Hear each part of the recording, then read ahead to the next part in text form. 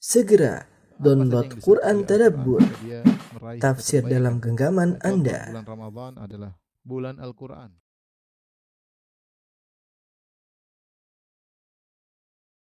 Alhamdulillah nahmaduhu wa nasta'inuhu wa nastahdihi wa natubu ilaihi wa na'udzu billahi min syururi anfusina wa min sayyiati a'malina may yahdihillahu fala mudilla lahu wa may yudlil fala hadiyalah. Asyhadu an la ilaha illallah wahdahu la syarika lah wa asyhadu anna Muhammadan abduhu wa rasuluhu la nabiyya ba'dah. Ya ayyuhalladzina amanu taqullaha haqqa tuqatih wa la tamutunna illa wa antum muslimun. Fa inna asdaqal hadithi kitabullah wa khairal huda huda Muhammadin sallallahu alaihi wasallam. وشر الأمور محدثاتها وكل محدثة بدعة وكل بدعة ضلالة وكل ضلالة في النار. معاشر المسلمين أوصيكم ونفسي بتقوى الله فقد فاز المتقون. Sungguhnya Allah Subhanahu wa taala menjadikan kehidupan di atas muka bumi ini terkontaminasi dengan hal-hal yang tidak menyenangkan para hamba. Tidak ada seorang pun hidup di atas muka bumi ini dengan kehidupan yang mulus, tanpa kesedihan, tanpa kekhawatiran, tanpa ketakutan, tanpa kecemasan. Itu adalah hal yang merupakan kemustahilan. Karena Allah Subhanahu wa taala menjadikan dunia ini adalah darul bala, darul ibtila, tempat untuk menguji manusia sekalian. Allah Subhanahu wa taala berfirman, "Wa huwal ladzi khalaqas samawati wal arda fi sittati ayyamin wa kana 'arshuhu 'alal ma' liyabluwakum ayyukum ahsanu amala." Dan dialah Allah Subhanahu wa taala yang telah menciptakan langit dan bumi. Allah ciptakan langit dan bumi untuk apa? Liyabluwakum ayyukum ahsanu amala. Ini adalah semua sarana untuk menguji kalian mana di antara kalian amalan yang terbaik. Tabarakalladzi biyadihil mulku wa huwa ala kulli syai'in qadir. Alladzi khalaqal mauta wal hayata liyabluwakum ayyukum ahsanu amala. Dialah Allah Subhanahu wa taala yang menciptakan kematian, menciptakan kehidupan. Untuk apa? Liyabluwakum ayyukum ahsanu amala. Untuk menguji kalian mana di antara kalian yang terbaik amalannya. Maka Allahu liyadharul mu'minina ala ma antum alaihi hatta yamizal khabitha min at-tayyib. Allah tidak akan biarkan kita begini saja. Allah ingin menguji agar Allah mengetahui mana yang baik dan mana yang buruk. Maka Allah liyadharul mu'minina ala ma antum alaihi. Allah tidak akan biarkan kalian begitu saja. Kalian sudah ngaku beriman, pasti diuji. Ahasiban nasu ayutraku ayyaqulu amanna wa hum la yuftanun. Apakah manusia menyangka mereka dibiarkan berkata kami telah beriman lantas mereka tidak diuji? Sungguh kita semua akan diuji. Oleh karenanya setiap kita pasti pernah diuji, bahkan ada yang sedang diuji, dan setiap kita akan menuju kepada ujian, perkara yang menyedihkan, perkara yang menakutkan, yang mengkhawatirkan, semua mengalaminya. Siapa yang ingin hidup tanpa ada itu semua, maka dia hanya mengharapkan kemustahilan. Dia hanya sedang bermimpi. Dan itu tidak akan mungkin terjadi. Ma'asyiral muslimin yang dirahmati oleh Allah Subhanahu wa taala. Allah telah menegaskan hal ini dalam firman-Nya, "Laqad khalaqnal insana fi kabad." Sungguh kami telah menciptakan manusia dalam kepayahan, yukabidul hayat, menghadapi kesulitan hidup. Tidak ada yang selalu tertawa, tidak ada yang selalu tersenyum, tidak ada. Siapapun orangnya. Buat apa ini semua? Di antara hikmahnya agar kita sadar bahwasanya dunia ini akan kita tinggalkan. Kita merindukan suatu kesempurnaan. Kita merindukan suatu kehidupan yang tiada tangisan dalam kehidupan tersebut. Kita rindukan suatu negeri yang tidak ada kekhawatiran dalam kehidupan tersebut. Darussalam. Negeri yang penuh keselamatan. Itulah surga akhirat. Kata Allah Subhanahu wa taala, "Udkhulul jannata la khaufun 'alaikum wa la antum tahzanun." Masuklah kalian ke dalam surga tanpa ada kekhawatiran, tanpa ada kesedihan sama sekali. Karenanya ketika penghuni surga begitu masuk di surga, apa yang mereka berkata? Apa yang mereka katakan? Alhamdulillahilladzi adhaba 'annal hazan. Inna rabbana laghafurun syakur. Segala puji bagi Allah yang telah menghilangkan segala bentuk kesedihan dari kami. Semua kesedihan yang pernah dia lewati. Dari sejak lahir, masa remaja, kemudian bekerja, menikah, punya anak, sakit, sampai akhirnya menghadapi sakaratul maut, sampai akhirnya meninggal, sampai akhirnya masuk dalam alam barzah, kemudian dibangkitkan, kemudian dihisab, kemudian dimizan, kemudian disuruh lewat sirat. Semuanya penuh dengan kesedihan. Begitu dia menginjakkan kakinya di surga, dia berkata, Alhamdulillahilladzi adhaba 'annal hazan. Segala puji bagi Allah yang telah menghilangkan segala kesedihan dari kami. Ma'asyiral muslimin, tatkala kita sadar bahwasanya kehidupan dunia mengharuskan kita untuk diuji dengan hal-hal yang tidak kita sukai, maka bagaimana kita menghadapinya? Apa langkah-langkah atau kiat-kiat yang bisa kita lakukan agar kita bersabar tatkala diuji? Berikut ini beberapa perkara yang hendaknya kita lakukan ketika kita mendapat ujian. Yang pertama, ma'asyiral muslimin, hendaknya kita sadar bahwasanya semua orang diuji. Siapapun orangnya, kepala negara, pejabat, orang terkaya di dunia, orang tertampan di dunia, wanita tercantik di dunia, orang terpopuler di dunia. Semuanya diuji. Enggak ada yang tidak pernah menangis. Semuanya pasti pernah menangis. Semuanya pasti pernah sakit. Kadang kita terpedaya melihat casingnya seakan-akan dia bahagia. Kita tidak tahu bahwasanya ujian yang dia hadapi, kesedihan yang dia pendam begitu dalam. Kadang kita terpedaya melihat seorang naik mobil yang mewah, kita menyangka dia tidak diuji. Padahal keluarganya diuji dengan ujian yang sangat berat. Tidak ada yang tidak diuji. Ada yang diuji dengan dirinya, ada yang diuji lewat anaknya yang nakal, bebal, menjengkelkan, ada yang diuji dengan istrinya yang ngomel melulu, ada yang diuji dengan mertuanya, ada yang diuji dengan bosnya, diuji dengan pegawainya, ada yang diuji dengan rakyatnya, ada yang diuji dengan pemerintahnya. Semua diuji, enggak ada yang tidak diuji. Tatkala kita tahu bahwasanya dunia ini memang ada ujian, ya sudah. Maka kita siapkan diri kita untuk menghadapi ujian tersebut. Orang yang Anda lihat mungkin sedang tertawa, sedang bergembira, mungkin dia sedang istirahat dari ujian. Ketahuilah, dia baru saja meninggalkan ujian yang sebelumnya, dia baru lewat. Dan dia akan menuju ujian berikutnya. Dan demikianlah kehidupan kita. Hari ini kita diuji dengan kesulitan ekonomi, mungkin besok diuji dengan masalah rumah tangga. Mungkin besoknya lagi diuji dengan masalah dengan tetangga. Mungkin besoknya lagi diuji dengan masalah dengan kerabat. Bahkan ketika kita sedang mencintai seorang dengan cinta yang sekuat-kuatnya, tiba-tiba Allah ambil orang tersebut. Ujian datang dari arah yang tidak kita duga. Maka seorang menyiapkan diri sehingga ketika dia diuji, dia tahu ini sudah ketentuan Allah Subhanahu wa taala. Sudah tercatat 50.000 tahun di Lauhil Mahfuz sebelum Allah menciptakan langit dan bumi. Dan sekarang terjadi. Ini yang pertama. Yang kedua, ketika kita diuji, hendaknya kita tahu bahwasanya ada orang-orang yang diuji lebih berat daripada kita. Lebih berat daripada kita. Betapapun berat ujian yang kita hadapi, kita cari pasti ada yang lebih berat. Dan lihatlah kepada mereka agar kita bisa lebih tegar. Ketahuilah di sana ada orang-orang yang berat, ujiannya sangat berat, jauh daripada apa yang kita rasakan. Jauh apa yang dari Allah berikan kepada kita. Ini akan meringankan beban ujian kita. Di antaranya yang membantu kita untuk bisa menghadapi ujian, kita yakin bahwasanya sabar adalah ibadah yang sangat agung.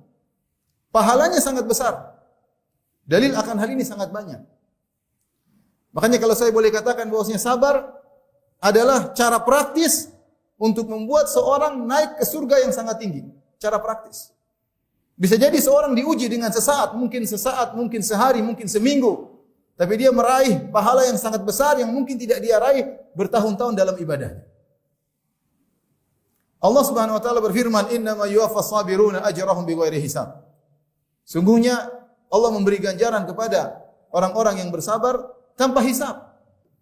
Tidak terhingga, tidak terhitung, keluar dari kaidah siapa beramal satu diberi ganjaran 10 kali atau 70 kali. Sabar tidak ada kelipatan tanpa hitungan dari Allah Subhanahu wa taala. Maka pahalanya sangat sangat besar. Dalam satu hadis kata Rasulullah sallallahu alaihi wasallam, "Innal 'abda idza sabaqat lahu manzilatun 'inda Allah falam yablugha bi amalin ibtalahu Allah fi jasadihi aw fi malihi aw fi waladihi thumma sabarahu ala dhalik." Sungguhnya seorang hamba jika telah tercatat di sisi Allah dia memiliki kedudukan yang tinggi di surga, sementara amalnya tidak bisa mendongkrak dia untuk naik ke kedudukan tersebut, maka Allah akan uji dia. Allah uji dia pada jasadnya, dibuat sakit. Allah uji dia pada hartanya, dibuat ekonominya sulit. Allah uji dia pada anaknya. Anaknya mungkin sakit, anaknya mungkin meninggal. Tsumma sabbarahu ala dzalik. Kemudian Allah bikin dia menjadi sabar dalam menghadapi itu semua hatta yuballighahu Allah al-manzilah allati sabaqat lahu min Allah. Akhirnya dia mencapai derajat tersebut yang telah dicatat oleh Allah Subhanahu wa taala. Ini dalil bahwasanya sabar itu pahalanya sangat besar. Langkah praktis untuk mencapai surga yang tinggi. Yang mungkin seorang sholat malam selama setahun belum tentu sampai pada derajat tersebut. Yang mungkin orang bersedekah dengan sedekah yang banyak belum tentu sampai pada derajat tersebut. Allah kasih ujian. Anda bersabar, langsung grade cepat naik. Makanya orang-orang yang termulia, Allah uji mereka. Karena Allah suka mereka melakukan ibadah sabar. Asyadun nasi bala'an al-anbiya. Orang yang paling berat ujiannya adalah para nabi. Tsumma salihun, kemudian orang-orang saleh. Tsummal amsal fal amsal, kemudian selanjutnya dan selanjutnya. Yubtala rajulu ala qadri imanihi. Sesungguhnya seorang diuji berdasarkan kadar keimanannya. Makanya kalau kita baca sejarah Nabi sallallahu alaihi wasallam, dialah orang yang paling dicintai oleh Allah Subhanahu wa taala, dia yang paling banyak bersabar. Karena itulah ibadah yang teragung yang dilakukan oleh Nabi sallallahu alaihi wasallam. Lihat sejak kecil sudah yatim. Kemudian remaja mengembalakan kambing, hidup dalam kemiskinan, bantu pamannya. Kemudian ketika diangkat menjadi seorang nabi, dimusuhi oleh keluarganya, dimusuhi oleh pamannya Abu Lahab. Dimaki-maki oleh kerabatnya. Diusir dari kaumnya. Dijuluki dengan julukan yang bermacam-macam. Dilempari sampai berdarah. Hendak dibunuh oleh banyak orang. Dibuat sayembara, siapa yang bisa bunuh Muhammad dapat 100 ekor onta. Orang-orang berlomba ingin membunuhnya. Sallallahu alaihi wasallam. Anaknya 7, 6 orang meninggal dalam kehidupannya. Melakukan peperangan yang sangat banyak, ingin dibunuh, digempur oleh Persia, Romawi, Yahudi, munafikin. Banyak sekali ujian yang dihadapi oleh Nabi sallallahu alaihi wasallam. Kalau kita baca sirah Nabi, tidak ada satu tahapan sesi kehidupan Nabi kecuali diuji dan Nabi bersabar. Makanya saya bilang, sabar adalah ibadah yang sangat agung. Maka ketika Anda diuji, bersabarlah. Sungguhnya Anda sedang meraih ibadah yang sangat agung, meraih pahala yang sangat agung yang mungkin tidak bisa Anda raih dengan sedekah Anda, dengan infak Anda, dengan salat malam Anda, dengan puasa sunnah Anda. Sekarang Allah sedang berikan sarana untuk beribadah dengan sebaik-baiknya. Aku qouli hadza astaghfirullah li wa lakum wa lisa'iril muslimin min kulli dhanbin khati'ah fastaghfiruhu innahu huwal ghafurur rahim.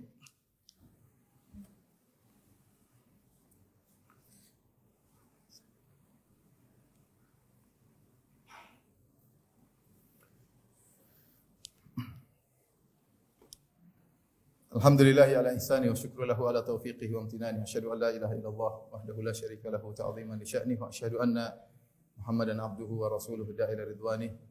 Allahumma salli alaihi wa ala alihi wa ashabihi wa ikhwani.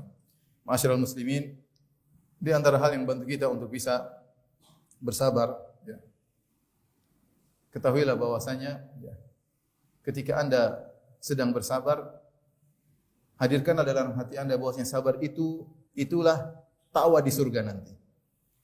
Itulah kenikmatan di surga. Kenikmatan di surga. Anda sekarang bersabar, sakit hati, pedih, marah Anda tahan. Ya. Sedih, memberontak Anda tahan. Ingin rasanya berteriak Anda tahan. Itulah semua kebahagiaan. Nanti berubah jadi kebahagiaan. Tapi kalau Anda marah, tidak jadi kebahagiaan di akhirat. Kalau saya boleh katakan, kesabaran Anda itulah bidadari di surga. Dalam satu hadis kata Nabi sallallahu alaihi wasallam, ya, man kadhama ghaidan wa huwa yaqdiru ala an yunafidhahu da'ahu Allah yaumal qiyamah hatta yukhayyirahu min ayil huri sya'a. Barang siapa yang meredam amarahnya, dia bersabar. Harusnya dia bisa lampiaskan amarahnya, dia bersabar. Padahal dia mampu untuk melampiaskannya, maka Allah akan panggil dia, da'ahullahu yaumal qiyamah ala ru'usil khalaik. Allah panggil dia di hadapan manusia yang banyak sampai Allah suruh dia pilih bidadari mana yang dia sukai. Sakit memang kalau kita sedang dizalimi. Sakit kalau kita kehilangan orang yang kita cintai. Sakit ketika kita dihina, dikatakan yang tidak-tidak. Sakit ketika kita direndahkan, tapi sabar. Ini semua akan jadi kenikmatan. Sabar. Ini semua akan menjadi bidadari yang akan menemani kita di akhirat. Ini semua akan menjadi amal soleh yang menemani kita dalam alam barzakh. Sabar. Jangan kita emosi. Jangan kita lampiaskan kemarahan kita. Sabar. Di antara hal yang bisa membantu kita untuk bersabar, bahwasanya siapa yang bersabar, Allah akan beri solusi kepada dia dengan cara Allah Subhanahu wa taala. Dengan cara Allah Subhanahu wa taala. Ya, sebagaimana disebutkan oleh Al-Alusi dalam tafsirnya ketika menafsirkan firman Allah Subhanahu wa taala, ya. Wa awrasnal qaumal ladzina kanu yustata'funa masyariqal ardi wa magharibaha allati barakna fiha. Wa tammat kalimatu rabbikal husna ala bani Israila bima sabaru. Kata Allah Subhanahu wa taala, wa tammat kalimatu rabbikal husna ala bani Israila bima sabaru. Maka telah sempurnalah janji Allah Subhanahu wa taala terhadap Bani Israel, yaitu Allah selamatkan mereka dari cengkeraman Fir'aun yang sebelumnya mereka diperbudak, dibunuh, disiksa. Allah selamatkan mereka. Kenapa? Kata Allah, bima sabaru. Karena mereka bersabar. Sehingga Al-Alusi rahimahullah menyatakan yang maknanya siapa yang bersabar, Allah akan berikan dia solusi dengan cara Allah Subhanahu wa taala. Tapi kalau Anda tidak bersabar, cari jalan sendiri. Dan ini praktekkan dalam kehidupan kita sehari-hari. Kita diuji dengan ujian yang banyak. Ya, diuji mungkin dengan anak kita, diuji dengan istri kita, diuji dengan suami kita, diuji dengan bos kita. Hadapi dengan sabar, sesuai dengan syariat. Allah akan kasih solusi dengan cara Allah Subhanahu wa taala. Tapi kalau Anda misalnya bermasalah dengan keluarga, terus Anda mulai emosi, tidak ada solusi. Kalaupun ada solusi, tidak seindah yang Allah kasih. Kalau Allah yang kasih solusi, maka tentu solusi yang terindah. Maka sabar akan mendatangkan solusi dari Allah Subhanahu wa taala. Ibnu Taimiyah rahimahullah taala pernah menyampaikan satu nasihat. Ketika ada orang mendolimi Anda, ada dua pilihan. Misalnya Anda dituduh tidak-tidak, Anda dikatakan yang tidak-tidak, dizolimi. Ada cara pertama, Anda hadapi semua itu. Hadapi, Anda bantah, Anda tulis. Anda ikut balik balas menuduh. Maka berarti Anda telah menyerahkan urusan pada diri Anda sendiri. Tapi kalau Anda kemudian bersimpuh di hadapan Allah, sujud di hadapan Allah, mengadakan tangan minta kepada Allah, kemudian Anda cuekin, yang ngurusin siapa? Allah Subhanahu wa taala. Ini butuh keimanan. Butuh keimanan. Maka setiap masalah yang kita hadapi, hadapi sesuai dengan syariat. Agar kita sabar dan Allah yang akan menangani permasalahan kita cepat atau lambat, kita akan melihat hasilnya. Ma'asyiral muslimin yang rahmati Allah Subhanahu wa taala. Yang terakhir yang saya sampaikan pada kesempatan kali ini agar kita bersabar, Allah mengatakan inna ma'al usri yusra. Sungguhnya bersama kesulitan ada kemudahan.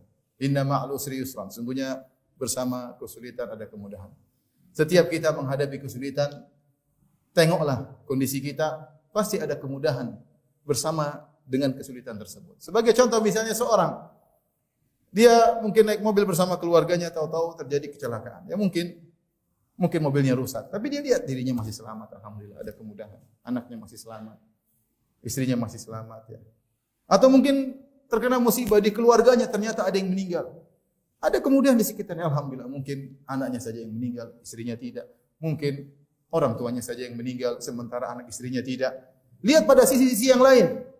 Kenikmatan yang Allah berikan kepada kita di tengah-tengah musibah tersebut.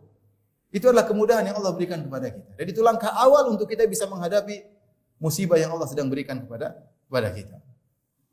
Dan jangan lupa ketika kita ditimpa musibah, langsung kita ucapkan inna lillahi wa inna ilaihi raji'un. Ya Allah, kita ini milik Allah dan kepada Allah kita akan kembali. Alhamdulillahi ala kulli hal. Segala puji bagi Allah atas segala keputusannya, atas segala kondisinya. Inna Allah malaikatahu yusalluna ala nabi ya ayyuhalladzina amanu sallu alaihi wa sallimu taslima. Allahumma salli ala Muhammad wa ala ali Muhammad kama sallaita ala Ibrahim wa ala ali Ibrahim innaka Hamidum Majid wa barik ala Muhammad wa ala ali Muhammad kama barakta ala Ibrahim wa ala ali Ibrahim innaka Hamidum Majid. Allahumma ighfir lil muslimina wal muslimat wal mu'minina wal mu'minat al ahya'i minhum wal amwat innaka samiun qaribun mujibud da'wat wa ya qadhiyal hajat. Allahumma ati nufusana taqwaha wa zakkiha anta khairu man zakkaha anta waliyyu maulaha. Allahumma inna nas'aluka al-huda wat-tuqa wal-afafa wal-ghina. Rabbana zalamna anfusana wa illam taghfir lana wa tarhamna lanakunanna minal khasirin. Rabbana atina fid dunya hasanah fil akhirati hasanah wa qina adzabannar. Wa aqimus shalah.